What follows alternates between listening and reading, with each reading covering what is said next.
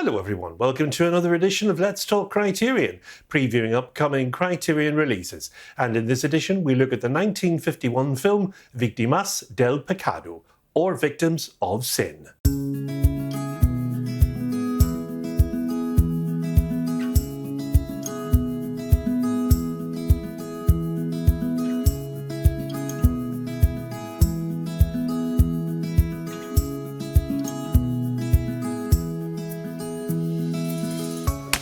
Victims of Sin is a 1951 Mexican drama film directed by Emilio Fernández and starring Ninón Sevilla. It was shot at the Churubusco Studios in Mexico City. Rarely screened in the United States and long due for rediscovery, Victims of Sin is famed Mexican director Emilio Fernández's unique blend of film noir, melodrama and musical. Acting dancing sensation Ninón Sevilla plays Violeta. Now, Violeta is a cabaret performer who adopts the abandoned child of Rita, played in the film by Rita Montaner, and Rodolfo, played in the film by Rodolfo Acosta, her murderous pimp. Motherhood forces Violeta to give up her career, but the kindly-hearted club owner, Santiago, played in the film by Tito Junco, saves her from a life of poverty and prostitution until Rodolfo, freed from prison, seeks to reclaim his son. Best known for the award-winning Maria Calandaria from 1944 and The Pearl from 1947, director Fernández infuses Victims of Sin with impassioned songs and performances from Sevilla, an icon of Mexican cinema and a purveyor of African, Caribbean and Cuban dance styles. Produced during the golden age of Mexican cinema, that's the 1940s and 1950s, Victims of Sin is one of the many melodramatic noir-infused screen musicals starring rumberas. That's women who dance to Afro-Caribbean rhythms, while portraying fallen characters for whom dancing is a liberating or a redeeming act. Rumberas got their name from the music to which they first danced, Cuba's folkloric rumba, as distinct from the smoother ballroom-style rumba. Now, over time, they also embraced mambo and other tropical rhythms.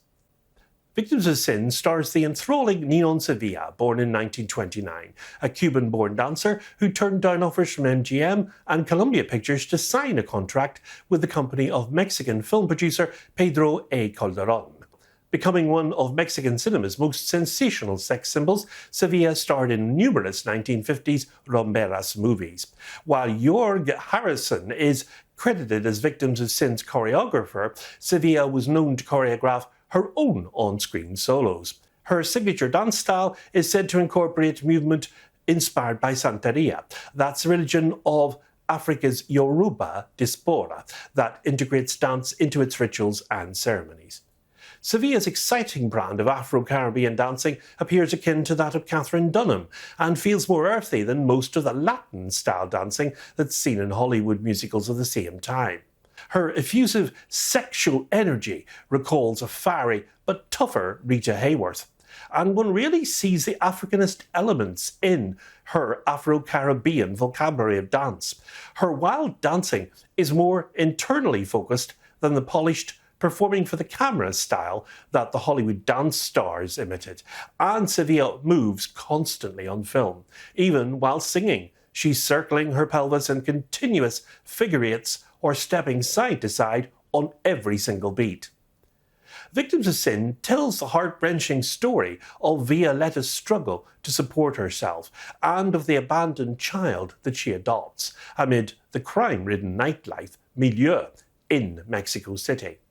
It's artfully directed by Emilio Fernández, and the film's rooted in themes of sin and redemption, and is dense with contrasting symbols of dark and light ideas. Now, the striking black and white cinematography of Gabriel Figueroa, the stunningly lit bridges, for instance, and the railroad tracks that connect and divide urban neighbourhoods.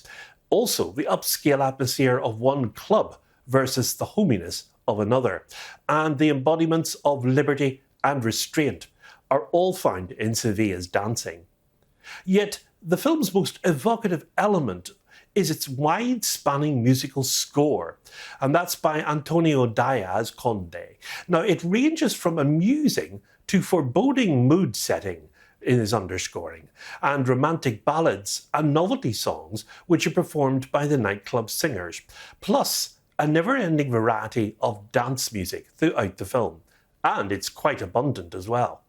Now granted, much of the story takes place in clubs where one expects to hear continuous music in the background, and even when the scenes shift outdoors, we still hear the music playing from within the venue. Yet throughout the film, there's a notable sparseness of dialogue.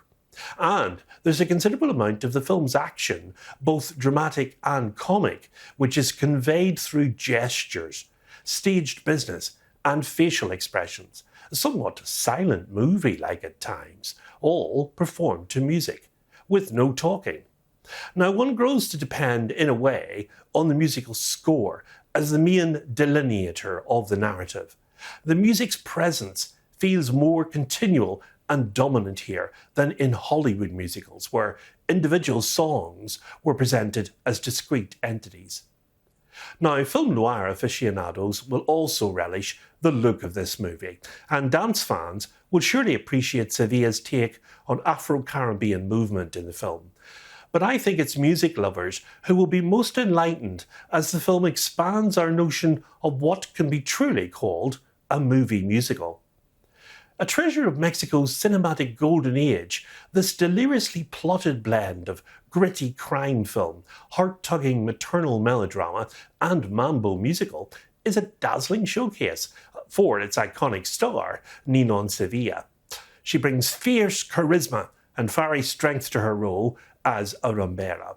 It was directed at a dizzying pace by filmmaker titan Emilio Fernández, and it was shot, of course, by the renowned cinematographer Gabriel Figueroa, amid smoky dance halls and atmospherically seedy underworld haunts. And Victims of Sin is a ferociously entertaining female power noir, pulsing with the intoxicating rhythm of some of Latin America's most legendary musical stars of the time. Now, Victims of Sin has been fully restored in 4K from the original 35mm nitrate camera negative, which has been damaged, of course, from mishandling over many decades. Now, it was restored by Peter Condheim of Cinema Preservation Alliance in the USA and Viviana Garcia Besné from Permanencia Voluntaria Mexico. Permanencia Voluntaria and Cinema Preservation Alliance also co-produced the preservation effort, with further assistance given by IMCIN and the Academy Film Archive, and that all brought Victims of Sin back to the screen again with a clarity and depth not really seen since its initial release. And Criterion bring it into their collection on a standard Blu-ray and also on DVD, and it is complete with the following special features. As I mentioned, a new 4K digital restoration with uncompressed mono soundtrack. New interview with filmmaker and archivist Viviana Garcia Besné. A new interview with cinematographer Rodrigo Pietro on the work of Gabriel Figueroa. Archival documentary on Cine de Rumberas that features interviews with the actor Ninón Sevilla. A trailer.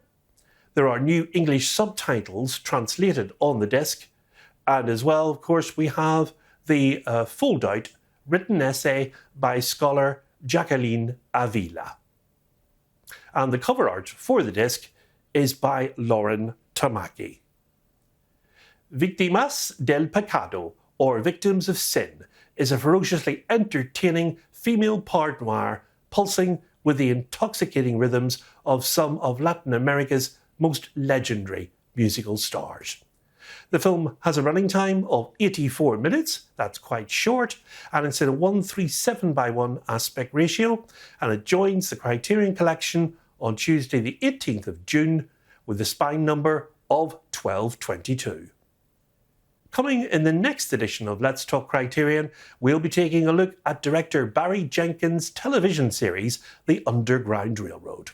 So until then, from me, as always, it's goodbye, and above all, good Criterion viewing.